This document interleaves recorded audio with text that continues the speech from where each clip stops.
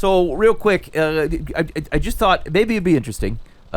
He's not an easily embarrassed fella, but I was thinking this week of I'm gonna miss Boova. Yeah. I'm gonna miss him being in this room. To be honest, there've been some times where he's through because of work or through whatever means going around him that he hasn't been in this room, and it's just the show's just different without Boova here. He ends up in situations that nobody else in the room is going to end up in. Yes. He is a gracious fodder. He's prone. He just he'll walk into a trap, the thing that's going to make him look ridiculous. He'll bring up the thing that makes him look ridiculous. That's right. Yeah. He'll point. I feel it like out. that's the more often situation. Is I'm the one who brings it up. Here's the thing: is though there's a level of honesty and transparency that come with that. It just most people would be too afraid to do it. They would be too afraid to be that honest and that transparent and say, here, blah blah blah, I did this, or I'm thinking through this, or I screwed this up again, or whatever. And it's not a trait you find in very many people. And to be honest, it takes a lot of courage to be that way. Yeah, and so Boova, in all honesty, I will very much miss you in that chair. I will. There's not a. I think I may have joked a few times. There's just no concept of a replacement Boova. No, I don't think we're gonna farm one out. Like anybody else that comes in and sits in the studio, it's not filling shoes. One, because your shoes are giant, and that like suitcases. I mean, that big toe cannot be measured. Yeah. It's crazy. It gets its own zip I wore code. my slides for you guys today for that reason. Ugh. Yeah. Boy, you should see this. It's disproportionately large compared to the rest of his foot. It's just odd. His big toe is the fee fi fo, and the rest of the toes are the fum. It's big. It brings me you're. I mean, we're after this show 2 to 3 hours. Boova's always telling kind of some kind of story and working through something, and there's an honesty to it. There's a lack of polish to it. There's he's good at a lot of things that I'm not. There's the things I appreciate about Dan, things I appreciate about Boova that are just like things that I don't know that I'll ever be. And so I've it's been 10 not full 10 years, but like we've grown up and matured in different ways as fathers, as friends. As brothers, and I'm very much going to miss you here on the show, Boova. And so obviously we will be praying. I'm sure we're going to check up on you, make sure you're not embarrassing us or yourself in Pennsylvania. Of course. But yeah. Live from the Path is going to miss you. I'm going to miss you. Yeah. I kind of echoed the same thing. We've been doing this show for a long time, for a really long time, and we really have walked through a ton of life situations together and defined for each other and through each other what it looks like to follow Jesus and what that should look like from 4 different guys with 4 very different personalities, 4 different walks of where we came from and what we're doing. Actually, Ben's and I are pretty similar. Kind of close. The personality thing is kind of taking a divergent a little bit, but where we came from, pretty much the same. Yeah, crazy enough, always Boova will raise his hand to be involved in, anything, just about anything, to the point where we try to talk about things that are self-sacrificing, and Boova's willing to put his humility and his pride and his time and his, frankly, what other people think of him, based on some of the things he brings up here at the show.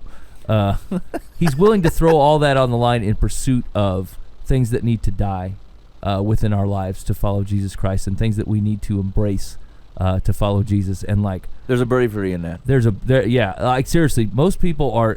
Once Ben's right. Like, there's aspects of Troy's personality that like I will never have, and I envy flat out. I would never consider, not even because it's TikTok and I don't even know how to use the stupid thing, but like I would never open myself up to that type of broad question.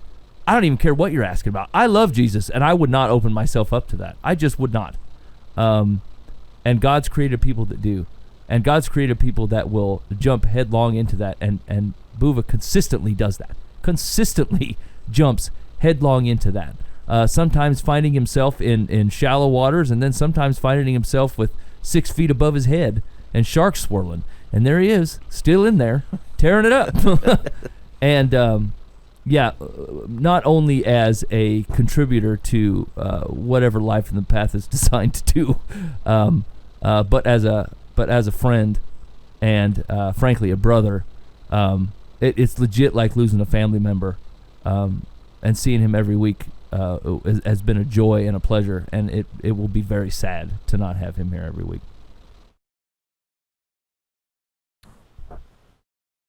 I squeezed your hand, Dan. It's your turn in the prayer circle. Oh man. So yeah, we've been doing the show for a long time, and really the basis of the whole thing has been just guys walking the path. Just guys trying to figure out their faith, figuring out their relationship with Christ and with each other, and with the world around us. And you have been here and not and here, but here's the thing: this path that you have been on the last 10 years. I think I can honestly say you would not be where you are right now if it weren't for this show. Oh, absolutely. I mean, right? Yeah, absolutely. Because we've seen you be a poser. I mean, yeah, complete fake, complete phony, complete just full of crap. You'd sit there and talking. We're thinking, dude, you just shut up. Right? I'm really sorry for all those years, by the way. and we've seen you outside of this show in the parking lot, almost getting a fist fight with Mike Foose as he was calling you on your crap. Oh man, right? That was the best day ever. It was awesome. Man, I was videoing rough. It was going to go on TikTok, but it hadn't been developed yet. Yeah, exactly. So I was really disappointed. Anyway, it's been like the guys said, it's been raw and it's been real, and to the point where it wasn't that long ago in my totally unobjective, judgmental, whatever it is I come from, I thought, this is the real deal. You've come to a real place in your faith, and part of that had nothing to do with us because you met the right woman. We'll give her credit. But we like to say we steered you there. So anyway, I just say that to think it's cool that we've had that part in your life and in each other's life, because you've had that in our life too. I mean, it's not just a one-sided thing. So yeah, we're definitely going to miss you. Boova just rolls off the lips. I'm going to have to come up with something else, somebody else. What to come up with some name for somebody. But it's legit. There is no direct replacement for Boova. right. There just is not. So I would say God bless you. You have an amazing future. God's going to use you, and you're going to have a great time and a great family and a great support there. And of course, the support's always here. Yeah. We're just a TikTok away. And sweet Moses, Dan. TikTok. How many tricks does this pony have? Just one. That's all we need. One good one. Just one good one. I heard about a cat on TikTok had 9 lives. But honestly, I genuinely love you. You're like a child to me. I mean, not like a child, but like my son. You've known me since I was like 10, so I get it. I was there when you were baptized, and you made this big statement of faith and to the future, and it's cool to see that happening. You're really going there. And so, yeah, God bless you. Thanks, guys. Oh man, I didn't expect a goodbye tonight, but it's been really rough. But no, sincerely, I mean, you guys started this 10 years ago. I was 18. I was a child. I mean, and as through the stories that I've told, and you guys knowing me, I literally started this when I was a kid, and I was in a rough spot. It would be right after I lost Dad. We kind of started. I remember getting the address to the place downtown, and not having any idea where I was going, because I think we were in the Walnut building at the Des Moines Amplified. Was the first time I showed up anyway, and I thought it was so cool to be in a recording studio, and it was totally just about I wonder if I'll get famous from this someday. I kid you not, y'all invited me, and I probably invited myself more accurately. But I was such a prideful little kid. I was like, oh man, I wonder if this will be the start of my going places. Everybody, exactly. I wonder if this will be the start of everybody knowing who I am. And then perfectly within just a few years, God just uses a random situation with Ben to just destroy that entirely. Because you guys call me Troy on this show once every 3 years, And like, no one has any idea who I actually am. If this show were to have ever gotten a lot of clout, whatever you want to call it, I would have been John Boova, and no one would have known who I was. Little did I know that was a perfect device for me. I want to thank you guys for keeping me around through a lot of crap. I've put you guys through a lot of stressful situations, and I'm sure there's been plenty of times either if I texted you and said I was going to be here and I never showed up, or I did show up but I leave immediately after, and then you guys would probably sit here for a couple hours and go, dude, what is going on with Boova? Like, how can we pray for that dude? Because he's a schmuck, and he's so fake and is so prideful and obnoxious, but we love him and we're going to try and be here for him. There has been a vacuum that was created in my life very early on of being an adult and trying to be a grown-up that you guys truthfully helped fill as my big brothers and as a father figure for me. Like, I mean that sincerely. I would not be where I am now if it weren't for you guys and this show. There's no doubt about that. I'm moving because I'm getting married in 3 months to a godly woman and gonna start a family and actually do this, which I never thought. I mean, 10 years ago, if you would have asked me if I would have been alive by now, I probably would have said no.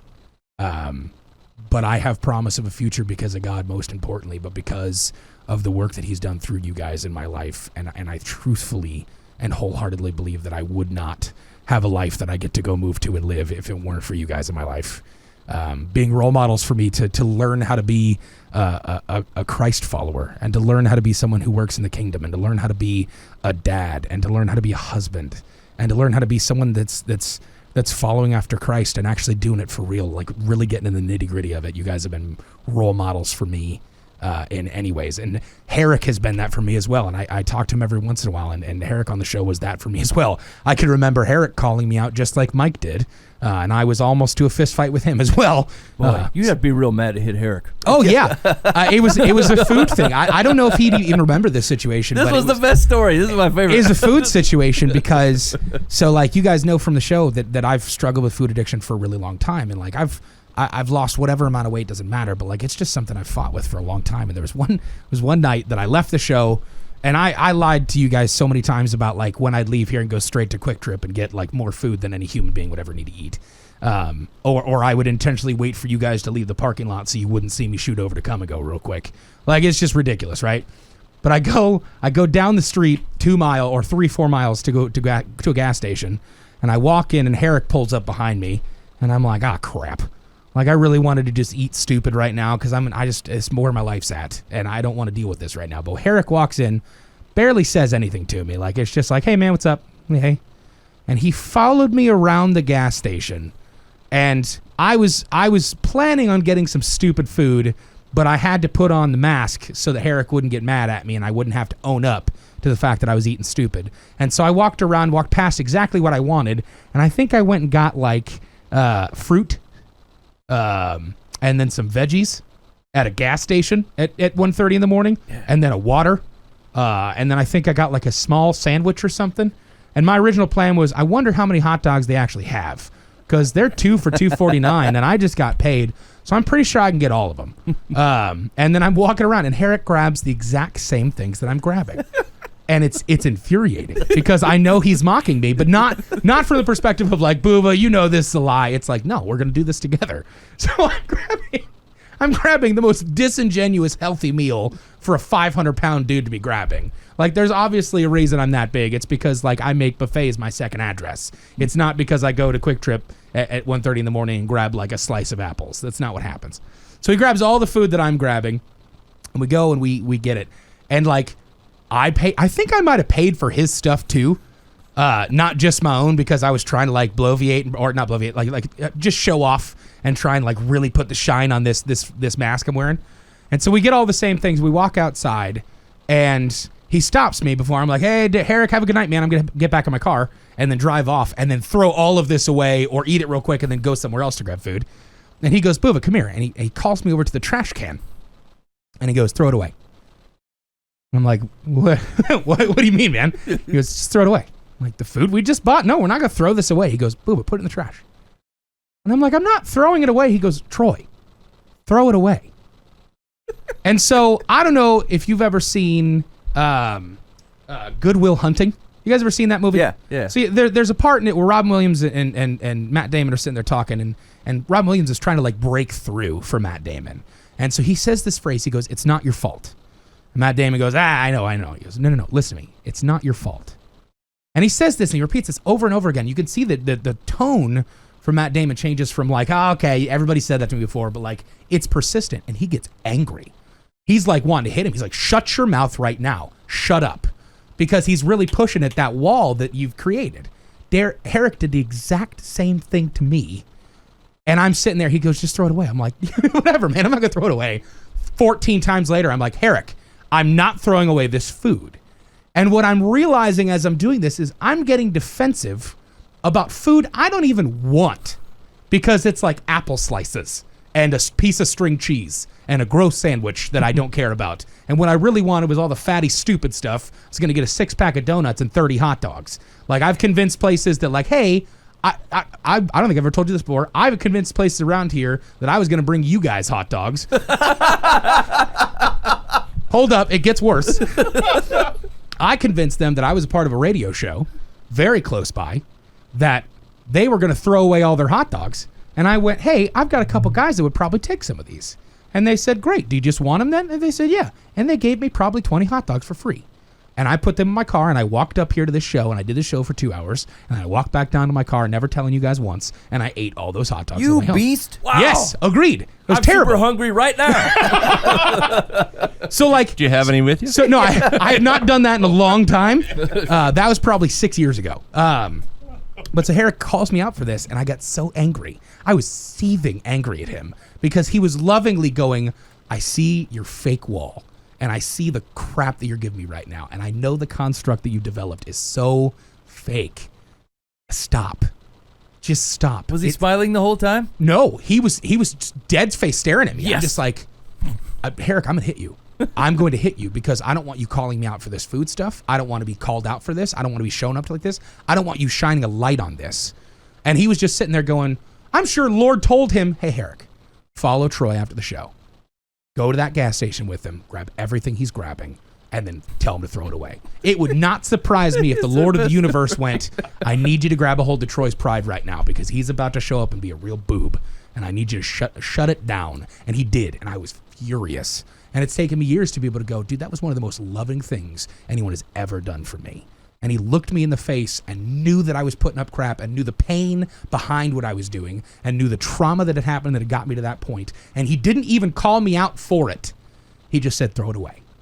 And all it did was just put a spotlight on this idol that I had created to be food.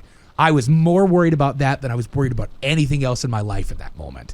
And Herrick did that lovingly. And that's just one story in like this long list of stories from all of you guys that you have been lights for things in my life that need to be crushed down and have been examples for me of what it looks like to actually be doing this and have been nothing but loving, caring brothers in Christ to me to get me to the point where I am. And I cannot thank you guys enough for the fact that if I'm any kind of success story for the kingdom, you guys have had giant roles in that, and that means the world to me. And I literally will not have a family, and I will not have a wife, and I will not have the future that I have if it weren't for the stuff you guys have done for me and how you guys have been here for me through the last 10 years of Waves. And it means the world to me. And I'm going to miss the crap out of you guys. And I've literally already started to try and develop constructs that at least partially mimic this for when I go to Pittsburgh, because like I'm like, I don't know if I can do it if I don't have that. And Mike and I have talked, and Ben and I have talked multiple times about the fact that those guys think I'm a generally good guy. And so I'm still going to need them to randomly text me or call my friends and let them know that I'm actually a schmuck and I'm a terrible person. How's Boova doing? He's doing good. You're a liar. Yeah. You're not even watching him. You're not paying attention. What's your name, Aaron? hey, can you send me the picture of the Pennsylvania Dan? Yes. I want to see the replacement Dan. Oh, man. Actually, the replacement, everybody. Yeah, Yes. we just need photos. Yeah, absolutely. I can do that. I can absolutely do that. But no, sincerely, guys, thank you so much for allowing me to be a part of this for so long, letting me grow here and being in a totally unsafe space in a great way. Hey, man, been a real blessing to do it.